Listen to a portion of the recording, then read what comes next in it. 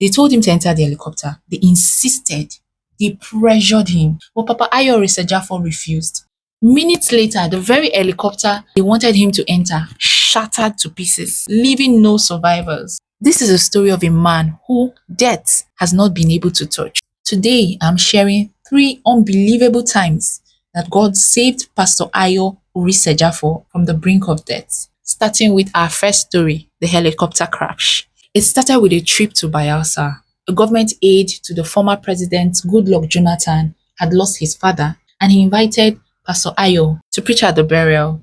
When the burial service ended, the government aide had already organized a helicopter that would take Pastor Ayo back to Warri. So when he got to where he was to take the helicopter from, they pointed at the helicopter he was to use and he refused to enter. They told him, "This is the helicopter that has been assigned to you." He said no, that they should get him another helicopter. And they kept on trying to talk him into entering that particular helicopter, but he rejected it. He said no. He was saying no, not because he heard a voice tell him, "Don't enter this helicopter," but he just had this strong feeling that he shouldn't enter that helicopter. So he refused to enter that helicopter. Not that the helicopter was bad or that it looks bad. It was just because he didn't feel like he should enter the helicopter. So he told them to get another helicopter for him. And after they got another one for him, as he flew back in a different helicopter, 2 other high-ranking government officials, including a former governor of Kaduna State, boarded the very helicopter that Pastor Ayo refused to enter. He didn't even leave the environment. It broke into 2 pieces, crashed to the floor, and erupted into flames. By the time Pastor Ayo landed in Warri and turned on his phone, he was flooded with calls. People were calling him, asking, "Where are you? Where are you?" He was surprised. He said, "I'm in Warri now. What's going on?" They now told him that the helicopter that he was supposed to enter has burnt into wreckage. And it didn't just burn, it also killed the persons that were inside. So that was how God saved him. So that deep feeling that he had not to enter the helicopter was actually God warning him against entering that helicopter.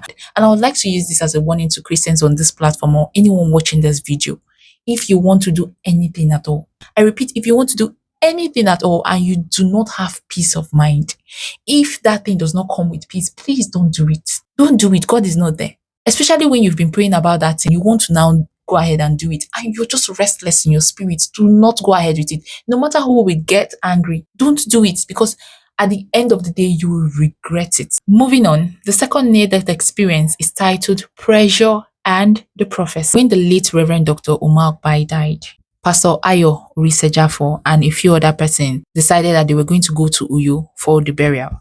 In order to get to Uyo, he had to fly from his residence in Warri to Lagos. And then from Lagos, they had decided that they were going to take a private plane. They were going to fly to Uyo and then get to Reverend Dr. Umar Okpai's residence. But before he left the house to catch his flight to Lagos, he just woke up and he began to pray that anything or anyone that wants to take my life today will not succeed. He just woke up and started praying that prayer. And he kept on praying that prayer. It was so serious that he began to pace around his house. Anything or anyone that wants to take my life today must not succeed. And he didn't even know why he was praying that prayer, but he was led to pray that prayer. He was praying that prayer so much, so well that he almost missed his flight. But then he rounded up and then he got to Lagos. In Lagos, he and the other ministers boarded a private chartered plane to Uyo. A few minutes after takeoff, the cabin turned into a death trap. The air vanished. Everyone on board began to pant. They were struggling to breathe. They were so uncomfortable. They heard a loud metallic pop.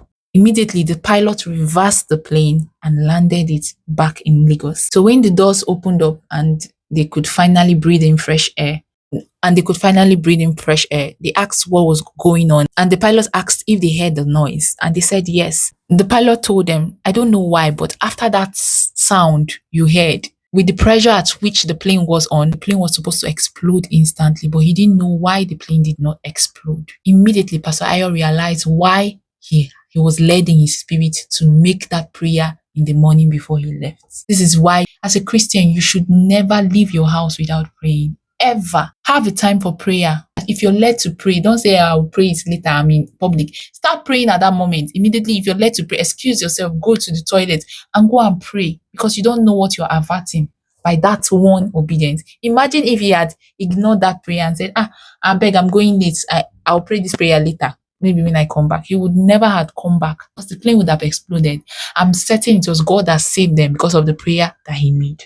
So moving on, his third near-death experience is titled with the silent killer. The third time death came to him, it was silent. He was doing a checkup in the United States of America. Pastor Ayo was diagnosed with cancer. He was in pain, but the doctor told him that they could not operate on him at the moment. He would need to go back home and come back in 3 months' time, which he did.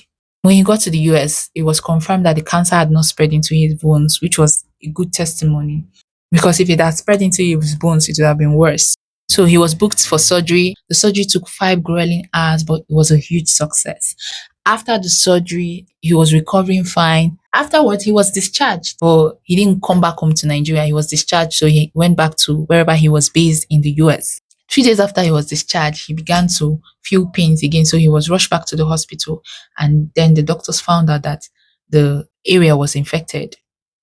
And so they wanted to open up and reoperate him again, but an older doctor stopped them from reoperating him. They decided to put him on antibiotics. They wanted to try 2 antibiotics, and if those 2 antibiotics does not work, then they would have to take him in for a second operation. So they tried him on the first for a few days.